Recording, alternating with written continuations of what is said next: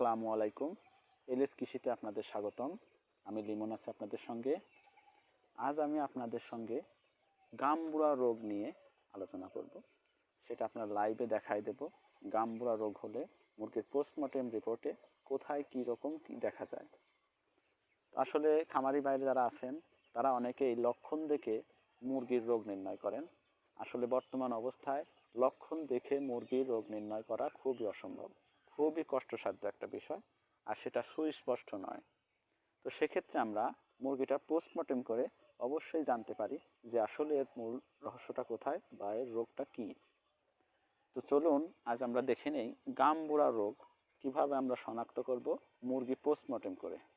এই সুস্পষ্ট ধারণা একমাত্র পোস্টমর্টেমেই পাওয়া যায়, লক্ষণ দেখে নয়। তো চলুন শুরু করা যাক। তো খামারি ভাইরা ভিডিওটা মনোযোগ সহকারে দেখবেন। ভিডিওটা মনোযোগ সহকারে দেখলে আপনাদের ডাক্তারের প্রয়োজন পড়বে না, আপনারা নিজেরাই ডাক্তার হয়ে যাবেন। কারণ মুরগির লক্ষণ দেখে সাময়িক বিবেচনাটা করতে পারবেন আপনার মুরগির কী সমস্যাটা হয়েছে।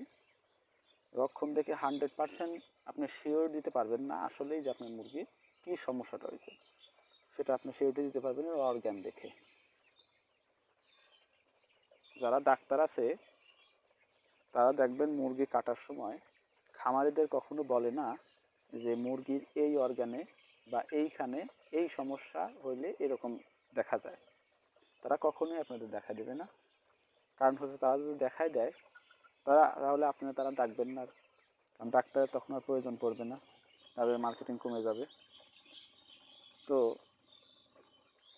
সেই হিসাবে আজকের ভিডিও আমার করা। ইউটিউবে যত ভিডিও আছে এর মধ্যে স্পষ্ট ভিডিও কোথাও আমি পেলাম না যেখানে স্পষ্টভাবে দেখাই দিল পোস্টমর্টেম করে মুরগির যে এইখানে এই অর্গানে এই রোগগুলো ধরা পড়ে। তো ছোট ছোট খামারি ভাই বোনরা যারা আছেন বা যারা নতুন করে খামার করতে চাচ্ছেন তাদের রোগ সম্পর্কে অবশ্যই জানতে হবে। রোগ সম্পর্কে না জেনে ভুলভাল ওষুধ খাওয়ালে আপনার ব্যয় বাড়বে, এতে লাভের আশা কমে যাবে। তো চলুন আজ আমরা এই মুরগিটা পোস্টমর্টেম করে দেখব যে আসলে এই মুরগিটার কী সমস্যা হয়েছে। মুরগিটা কালকে মারা গেছে, তো রেখে দিয়েছিল খামারি। তো আমরা দেখব সরাসরি। সে ধারণা করতেছে যে মুরগির নাকি গামবুড়া রোগ হয়েছে। তো চলুন দেখে আসি আমরা।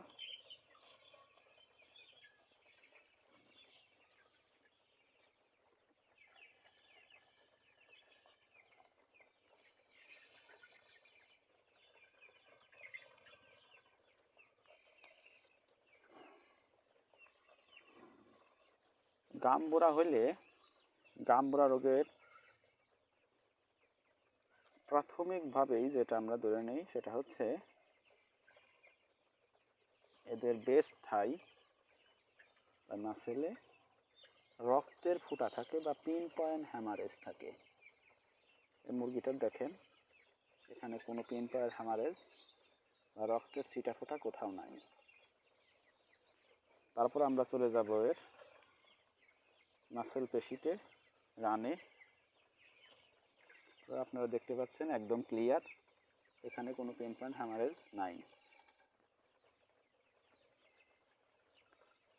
অপর পিঠেও দেখবেন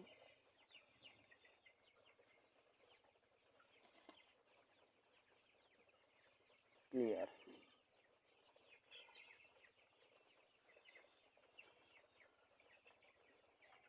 পিন পয়েন্ট হ্যামারেজটা হচ্ছে রক্তের ছিটা, মনে হবে মাংসের মধ্যে রক্তের ছিটা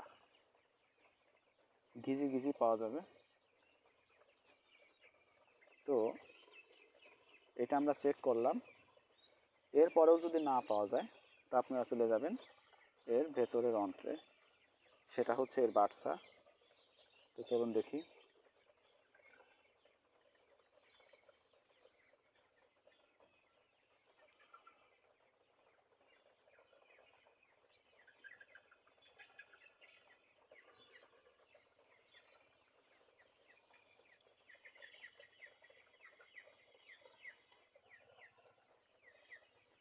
এই যে মলদারের নাড়ি, মলদার, এই যে নিচে বলের মতো দেখা যাচ্ছে এটা বাচ্চা।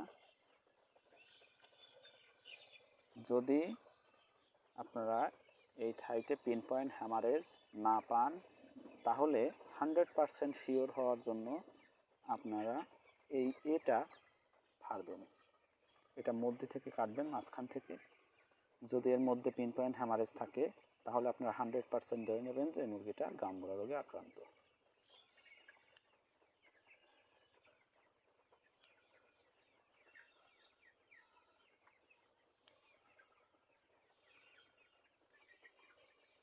দেখতে পাচ্ছেন বন্ধুরা,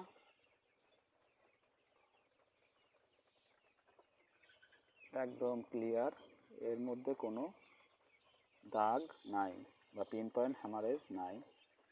তো সেক্ষেত্রে আমরা বলতে পারি যে এই মুরগিটা গাম্বুরা রোগ হয়নি, এটা অন্য কোনো কারণে মারা গেছে। তো খামারি ভাই যারা আছেন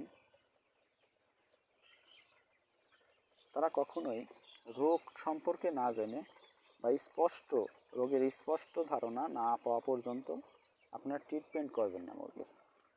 আগে রোগ সম্পর্কে জানুন, রোগ ধরা পড়ুক, তারপরে আপনারা তার ট্রিটমেন্ট করেন, নাইলে আপনার অযথাই অর্থ নষ্ট হবে। বর্তমানে মুরগি সেকশনে যারা আছেন, পোলট্রি সেকশনে, তাদের লাভ গেইন করা খুবই কষ্ট।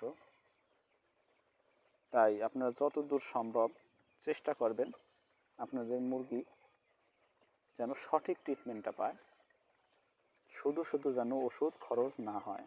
ওষুধ খরচ যত কমানো যাবে লাভের পরিমাণটা ততই বাড়ানো সম্ভব। সেই জন্য আগে রোগ সম্পর্কে জানুন, রোগ আগে শনাক্ত করুন, তারপরে ট্রিটমেন্ট করুন। আজ গাম্বুরা রোগ সম্পর্কে আপনারা মোটামুটি ধারণা পেয়ে গেলেন। তো নেক্সটে মুরগির যতগুলো অর্গান আছে, যতগুলো অসুখ আছে, প্রত্যেকটা অসুখ সম্পর্কে, প্রত্যেকটা অর্গান সম্পর্কে আপনাদের আমি সুস্পষ্ট ধারণা দিয়ে দেবো ইনশাল্লাহ। আপনারা প্রত্যেকটি অর্গানের ভিডিও পেয়ে যাবেন, কোথায় কোন মুরগির কোথায় কি সমস্যা হয় সেটা আপনার সম্পূর্ণ স্পষ্টভাবে আপনাদের সামনে তুলে ধরব।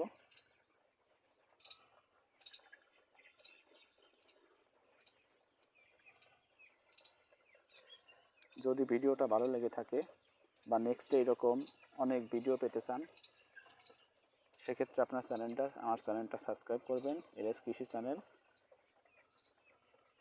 সাবস্ক্রাইব করে বেল আইকনটা বাজিয়ে দিলে পরবর্তীতে যে কোনো ভিডিও আপনার নোটিফিকেশনে পেয়ে যাবেন।